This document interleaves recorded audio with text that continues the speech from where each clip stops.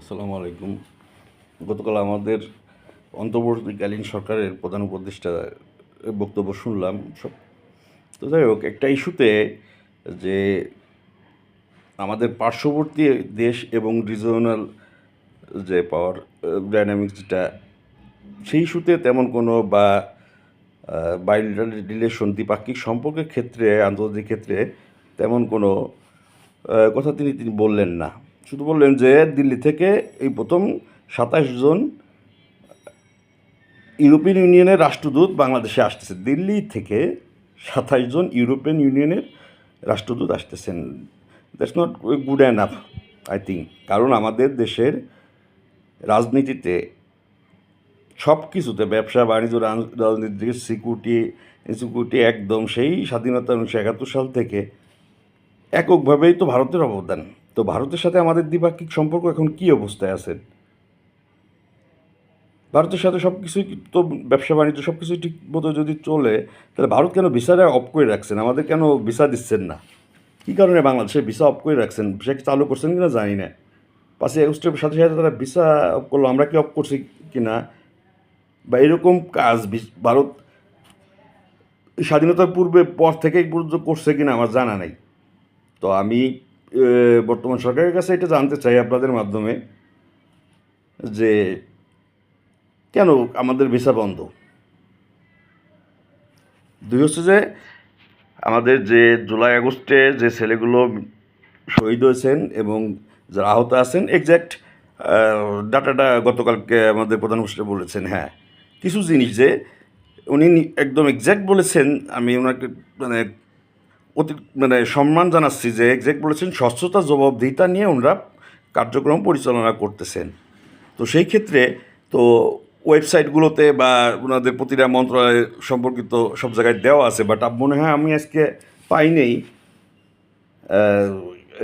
Health মিনিস্ট্রির ওয়েবসাইটে যে কতজন আহত। তিনি যেন মনে হয় 17,300 সামথিং যেটা আহতের কথা বললেন। তো তথ্য একজন সাধারণ নাগরিক হিসেবে বাকস্বাধীনতা প্রকাশ, এবং সেই সাথে তথ্য অধিকার আইনও আমার তো আছে। আমি তথ্যগুলো জানতে চাই যে আমাদের কতজন আহত হয়েছে, কীভাবে, কী আহত, কোথায় আছে। এটা যদি প্রকাশ ওপেনলি করা উচিত। 63,000 জব হয়েছে, জব দিয়েছেন এই 3 মাসে। তো জব সার্কুলারগুলো আমি ঠিক জানি না কীরকম হয়েছে বা কীভাবে হয়েছে। আর আমাদের একটাই সমস্যা আমি যেটা মনে করি, সেটা হচ্ছে যে ইনসিকিউরিটি। কোথায় insecurity? Financial insecurity, resource distribution, resource insecurity, রিসোর্সের কারণে সোশ্যাল আনরেস্ট, তার ভিতরে ডেমোগ্রাফিক চ্যালেঞ্জ। আমাদের সরকারি কর্মকর্তা 1 থেকে 20 গ্রেড যারা আছেন, তারা একজনও মনে হয় সংখ্যামুক্ত না, অর্থাৎ ইনসিকিউর।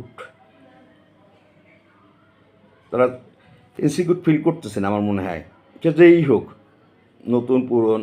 তারপরও ইনরিসেন্ট যে স্টেপগুলো নেওয়া হয়েছে, বিসিএস পরীক্ষা, 3টা বিসিএস নিয়ে,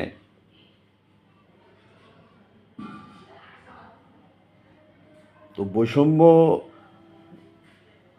কি শব্দটা, এটা আমরা আসলে কতটুকু করতে পারতেছি, এবং কতটুকু স্বচ্ছতা এবং কতটুকু জবাবদিহিতা আছে, কতটুকু বাকস্বাধীনতা আছে,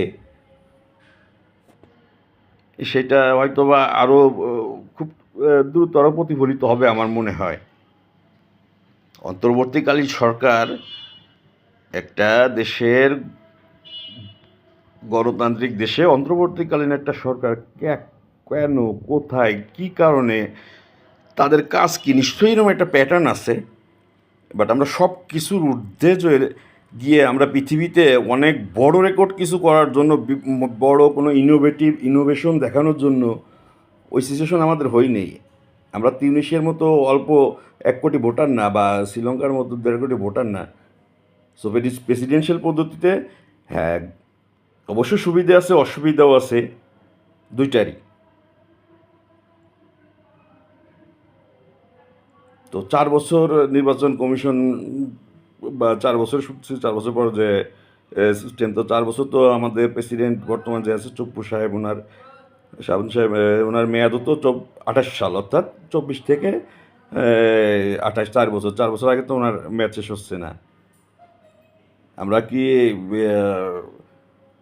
পার্লামেন্টারি রিপাবলিক অর্থাৎ প্রেসিডেন্সিয়াল পদ্ধতি যাচ্ছে কি না, এবং 4 বছর সরকারের মেয়াদ হবে কি না, যেটা বললেন সরকারের 4 বছর মেয়াদ হওয়া উচিত, এবং জনগণ যা মনে করেন, আমাদের প্রধান উপদেষ্টারা আপনি সবসময় জনগণ যা মনে করেন, জনগণের মতামত বা কোথায় একটা ওপেনভাবে সার্কুলার দিয়ে জনগণের একটু মতামত, স্পেসিফিকভাবে কিছু মতামত নেওয়ার কোনো যদি স্যার সুযোগ থাকতো, আপনারা যদি সুযোগ করে দিতেন, যে সাপোজ 5টা জিনিস যে আমরা প্রেসিডেন্সিয়াল পদ্ধতিতে যাব নাকি আমরা প্রধানমন্ত্রী পদ্ধতিতে থাকবো, এই একটা জিনিসের পরে সারা বাংলাদেশে একটা ভোট নিয়ে নেন স্যার, তাহলে দেখা যাবে যে কী পদ্ধতি, কী এর সুবিধা কী, এর অসুবিধা কী, জনগণ যা চাচ্ছে তাই হবে, জনগণ যা হবে। জনগণ কোথায়, জনগণ কোথায়? আর উপদেষ্টা মণ্ডলী বা পরিষদ নিয়ে আমি কিছুই বলবো না, মিনিস্ট্রিগুলো নিয়েও কিছু বলবো না। 48টা বা 43টা মিনিস্ট্রি, যাই হোক, সরি 53টা মিনিস্ট্রি, যে কোনো 58টা মিনিস্ট্রি। তো রাজনৈতিক যে দলগুলো আছেন, দলগুলোর সাথে আলাপ আলোচনা করে পারফেক্টলি আমাদের মনে হয় আগানো উচিত। এই সরকার এটি দৃষ্টান্ত স্থাপন করুক, এবং আমার মনে হয় আমার জন্মের পরে বা ইতিহাসে আমি যা ঘাটায় দেখছি বা 71 সালের পর থেকে এইরকম রাজনৈতিক মসৃণ অবস্থা বাংলাদেশে কখনোই ছিল না। সো এই গভর্নমেন্টের কোশ্চেনের সম্মুখীন হওয়ার কোনো সুযোগ ছিল না, কারণ এখানে যারা আসছেন তাদেরকে দেশ সেবায় বৈষম্য দূর করার জন্য ডেকে আনা হয়েছে। না আসে যদি সবাই এখানে যার যার মতো করে স্বজনপ্রীতি, এবং কিছু জিনিস উগ্রমীও দেখা যাচ্ছে, উগ্রমিতা দেখাচ্ছে, মানে এ নিয়ে আর নাই বললাম। তো বিষয়গুলো দেখা উচিত আমাদের। দেখেন সবাই, রাজনৈতিক দলগুলোর প্রতি আমার একটাই দাবি, আর প্রধান রাজনৈতিক দল বা যাই করেন, বাংলাদেশে তো 75 বছর বাংলাদেশ আওয়ামী লীগ ছিল, হ্যাঁ, পতিত, স্বৈরাচারী, ফ্যাসিস্ট, কিন্তু সেই দলটি আমার মনে হয় যদি রিকনসিলেশন কি জানি না, পলিটিক্যাল বা ভার্টিক্যাল সেটেলমেন্ট কি জানি না, বাট সেই দলটি যদি আধুনিক কিছু নিয়ে আসে, পরিবর্তন নিয়ে আসে, এবং যে যারা পূর্বে অভিযুক্ত বোধ সরকারিভাবে, বর্তমান সরকার বা যে কোনো কিছু বা দলীয়ভাবে,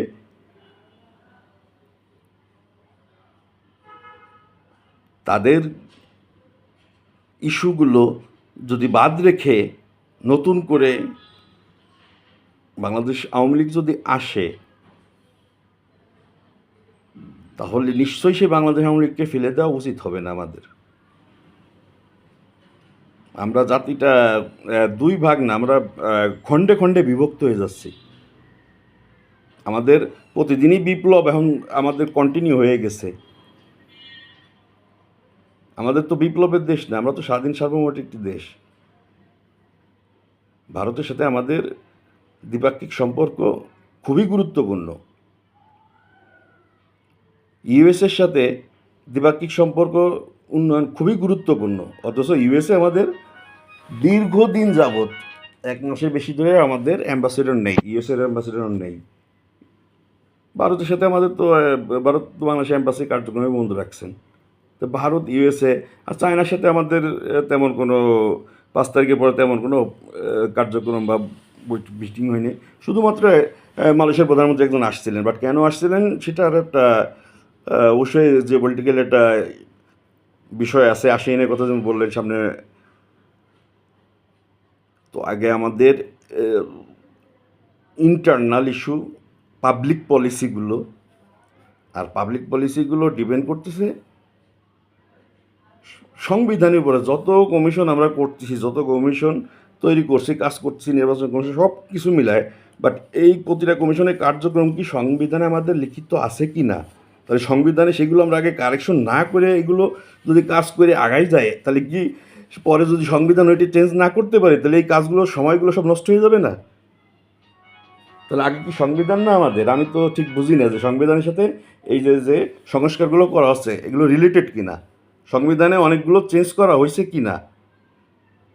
যদি একটা কিছু চেঞ্জ করা হয়ে থাকে, পরিবর্তন আনাও থাকে, তো সবগুলো একদম স্বচ্ছতার সাথে জনগণকে জানানো উচিত, জানানো হোক।